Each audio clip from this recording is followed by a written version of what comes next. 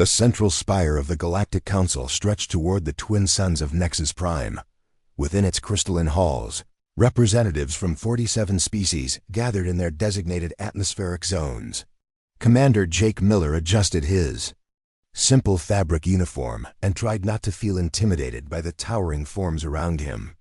The human delegation requests recognition, Jake announced into his translator device. A ripple of what could only be described as alien laughter echoed through the chamber.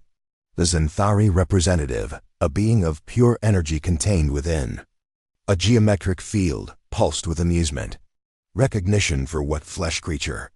Your species has contributed nothing to galactic civilization. Jake's jaw tightened.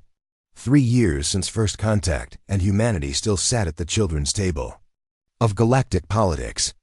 We've shared our art, our music, our literature. Noise interrupted the Catherian ambassador, her 4 arms gesturing dismissively. Random acoustic patterns with no mathematical precision.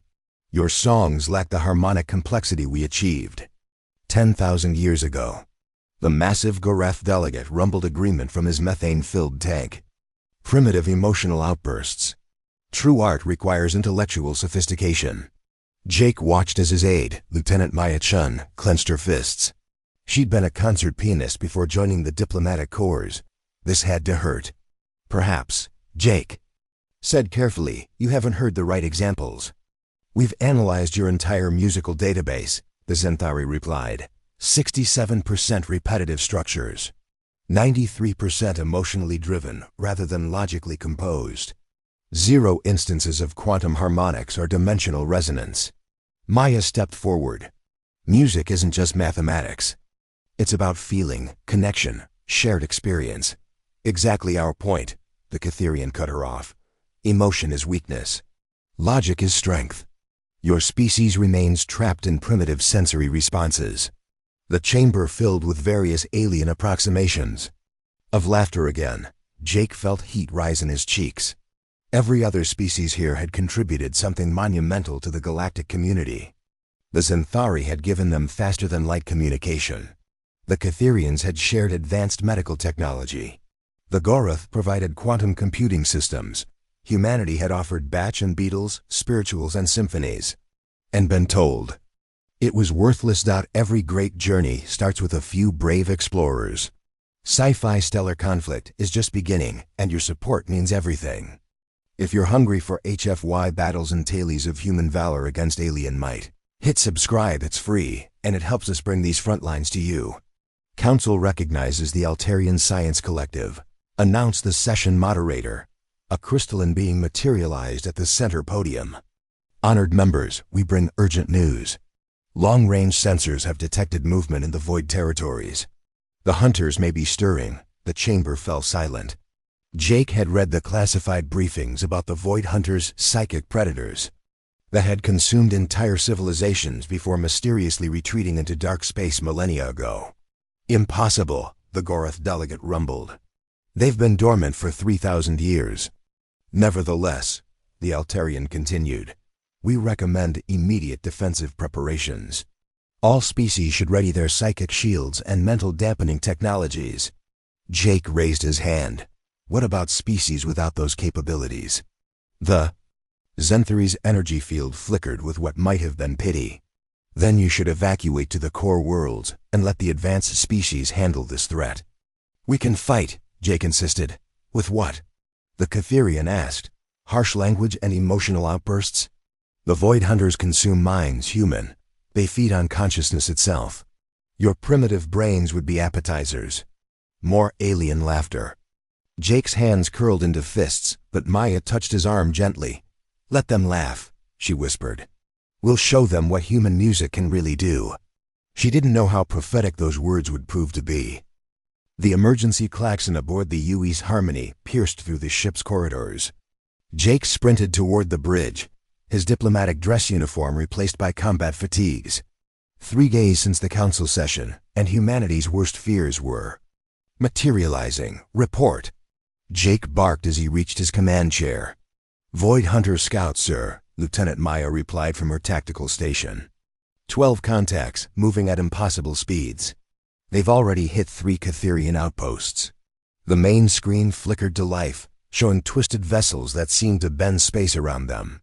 They moved like living shadows, defying conventional physics.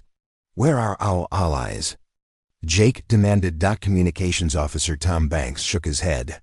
"The Xanthari fleet is retreating to their home system. Catherians are activating their psychic barriers, but suffering massive casualties.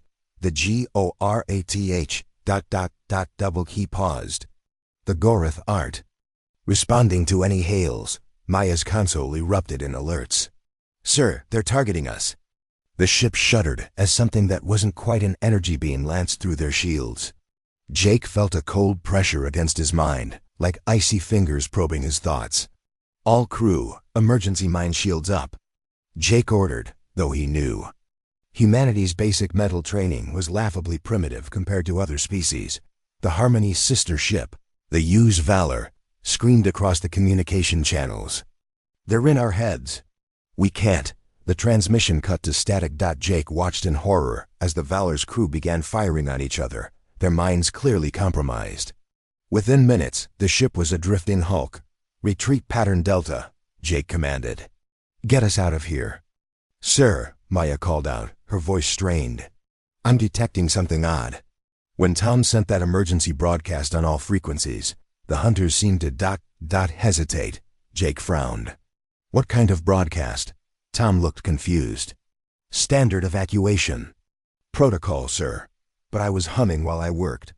Old habit from my radio days. Some bluegrass tune my grandfather taught me." "They paused when you were humming?" "Can't be sure, sir, but..." Another wave of psychic pressure hit them. This time, Jake distinctly heard something. Not words, but a resonance. Like voices singing in harmony, but wrong somehow, hollow and hungry.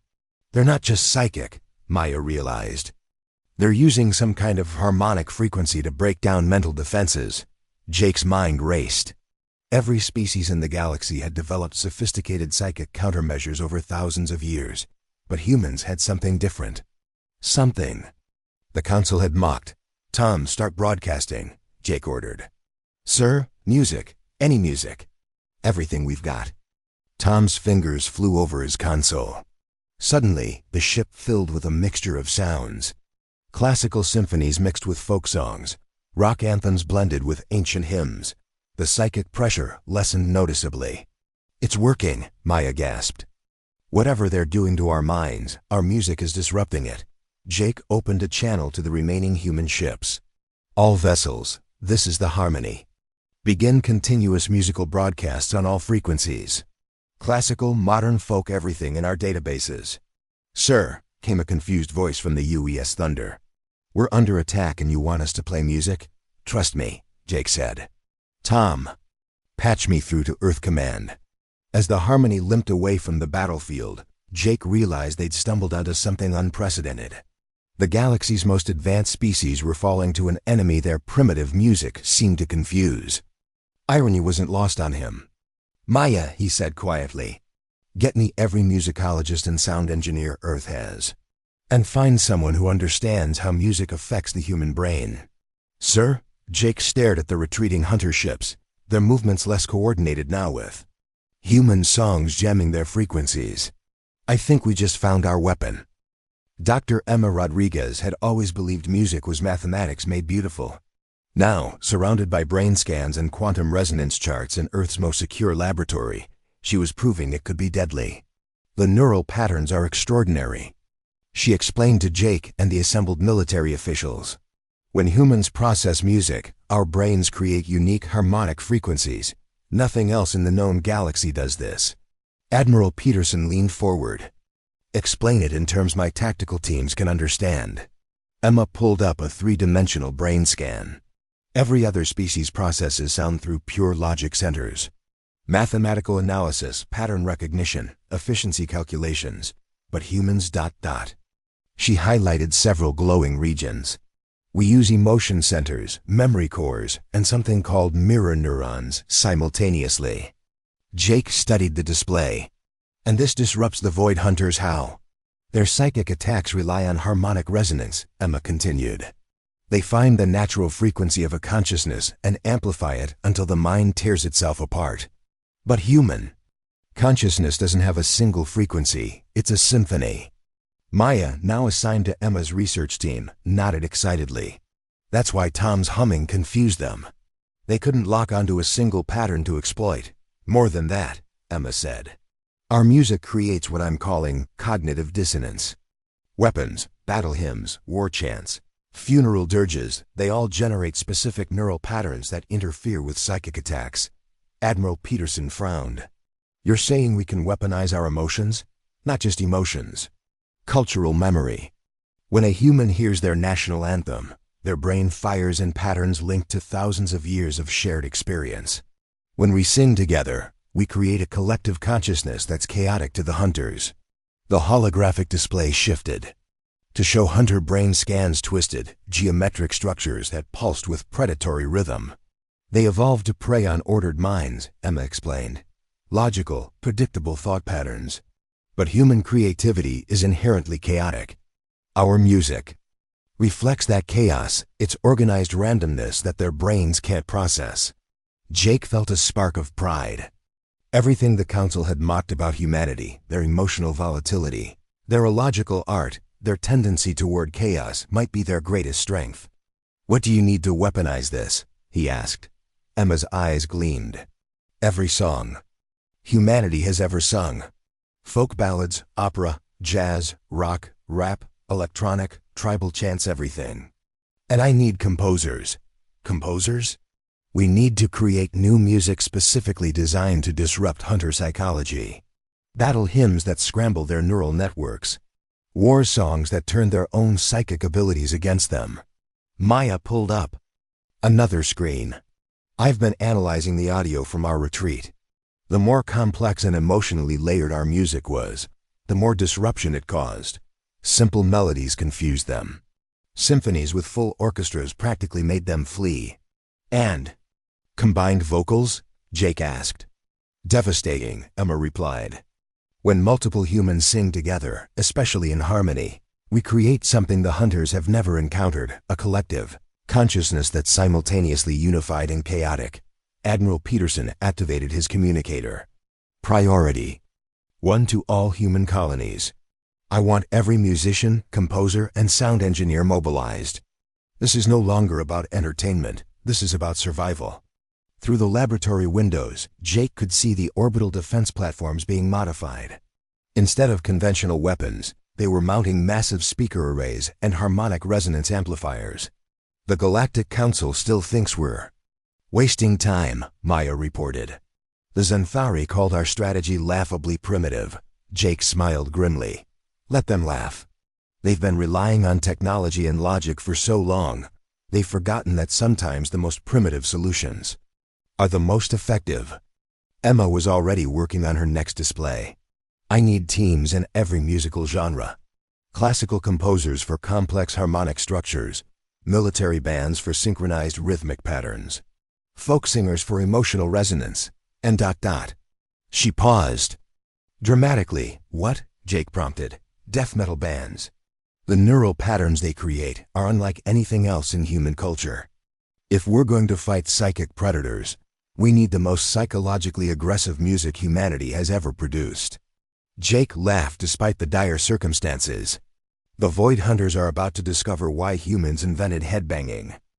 The combined human fleet hung in formation at the edge of the Kepler system, 47 ships facing down a hunter armada that stretched across the cosmic horizon. Each human vessel had been retrofitted with massive audio projectors and harmonic amplification systems. Jake stood on the bridge of the flagship UE Symphony, watching enemy contacts multiply on the tactical display. Behind him, a full orchestra sat at specially designed combat stations, violinists in zero-gi harnesses, pianists at keyboards mounted to shock-absorbing frames. Enemy fleet is massive, Maya reported from tactical. 300 vessels maybe. More. And our allies? Jake asked, though he already knew the answer. The Xanthari are maintaining defensive positions around their core worlds. The Catherians are attempting psychic barriers but losing ships hourly. We're alone. Through the communication channels came reports from other human ships.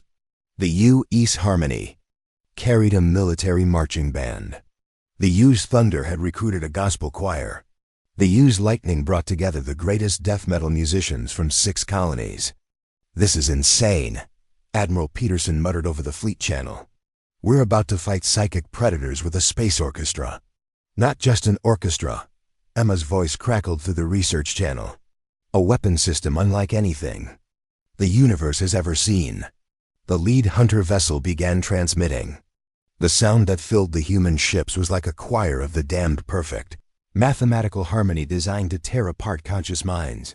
Jake felt the familiar icy pressure against his thoughts. Around him, crew members winced and grabbed. "Their heads, all ships," Jake commanded. "Begin the symphony." The response was immediate and overwhelming.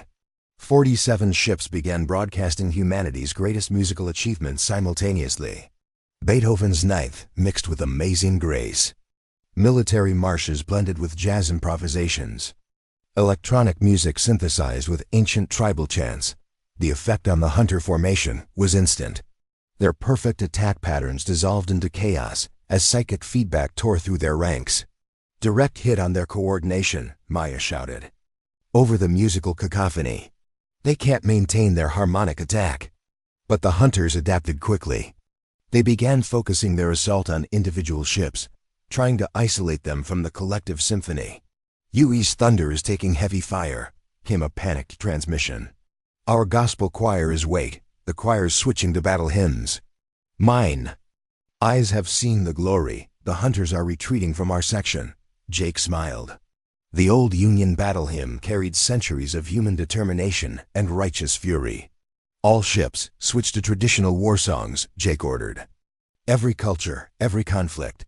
Show them what humans sing when we fight for our lives." The musical barrage transformed. Scottish bagpipes wailed across space. Native American war chants echoed from the U's valor. Russian folk songs about defending.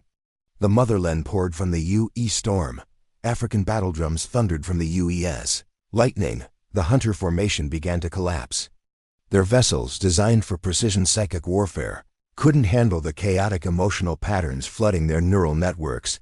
"They're trying to jam our frequencies," Emma reported. "But they can't. Human music doesn't work on single frequencies, it's too complex." One massive hunter dreadnought broke from the formation, heading directly for the symphony. Jake could feel its focused psychic assault, like a drill boring into his skull. "Orchestra, prepare for solo performance," Jake commanded. The ship's musicians, trained for this moment, launched into a piece Emma had composed specifically for psychic warfare. It combined mathematical precision with emotional chaos, classical structure housing jazz improvisation, all built around a foundation of primal human screaming. The hunter dreadnought's assault faltered. Its perfect geometric hull began to crack as the psychic feedback tore through its neural networks. "It's working," Maya screamed. Their own psychic abilities are turning against them. Across the battlefield, human ships pressed their advantage. Death metal bands channeled millennia of human rage. Folk singers wove stories of survival and hope. Classical orchestras created mathematical beauty that the logical hunter minds tried desperately to analyze and failed. The greatest predators in galactic history were being destroyed by lullabies and war chants. "Enemy fleet is in full retreat," Maya reported, her voice filled with wonder. "They're running from our music." Jake opened channels to the entire human fleet. "All ships, transition to victory songs. Let's send them home with something to remember." US by as one. 47 ships began singing humanity's greatest celebration anthems. The hunters fled into dark space, their perfect formations shattered by the chaos of human harmony. The Galactic Council chambers had never seen anything like it. Representatives from species across the galaxy packed every available space, their attention focused entirely on the human delegation, the beings who had once mocked humanity's primitive music now hung on every word. Commander Jake stood at the central podium, no longer the dismissed representative of an insignificant species. Behind him, holographic displays showed the Battle of Kepler, 47 human ships routing a hunter armada, 3 times their size, using nothing but organized sound. "The mathematical analysis is conclusive," announced the Altarian science. Collective. Human neural patterns create harmonic frequencies that are completely unique in the known galaxy. The Xanthari representative, her energy field pulsing with what could only be described as embarrassment, addressed the chamber. "We owe humanity an apology. What we mistook for primitive emotional expression was actually the most sophisticated psychic defense mechanism we've ever encountered." Dr. Emma stepped forward to the science station. Every human culture developed music independently. War chants, funeral dirges, celebration songs, lullabies, they're all psychic weapons we never realized we possessed. How is this possible? Asked the Catherian ambassador, all four arms gesturing in confusion. Our species evolved beyond such chaotic mental patterns millions of years ago. That's exactly why you're vulnerable, Emma replied. Evolution made your minds efficient, logical, predictable. The hunters could exploit that predictability. But humans never lost our capacity for organized chaos. Maya activated another display showing hunter neural scans. Their psychic attacks work by finding the natural frequency of a consciousness and amplifying it until the mind destroys itself. But human consciousness doesn't have a single frequency. We're symphonies, Jake added. Complex, contradictory, constantly changing. When we sing together, we create something that confuses predators adapted to hunt logical minds. The massive Goroth delegate rumbled from his methane tank. Your species saved galactic civilization with songs, not just songs, Jake corrected. With the fundamental human ability to find harmony in chaos, to create meaning from randomness, to turn our greatest supposed weakness into our greatest strength. Around the chamber, alien representatives processed this information. Species that had dismissed humanity as primitive now recognized them as the only beings capable of standing against humanity's greatest threat. The hunter fleets have retreated to the galactic rim, reported the Altarian collective. Our long-range sensors indicate they're avoiding any system with human settlements. They're afraid of us now, Maya said with undisguised satisfaction. The greatest psychic predators in galactic history are running from folk songs and battle hymns. The council moderator called for order. The question now becomes, how do we protect the galaxy if the hunters return in greater numbers? Jake smiled. We teach you to sing. A ripple of confusion passed through the chamber. Human music works because it's chaotic, Emma explained. But chaos can be learned. We propose establishing music education programs across all member species. Not to make you human, but to give your minds the tools to resist psychic attack. You would share this advantage? Asked the Xanthari. Even after how we treated you? That's what humans do, Jake replied. We create harmony from discord. We build unity from diversity.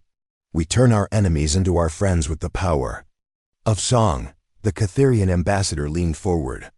And if we prove unable to master such chaotic thought patterns?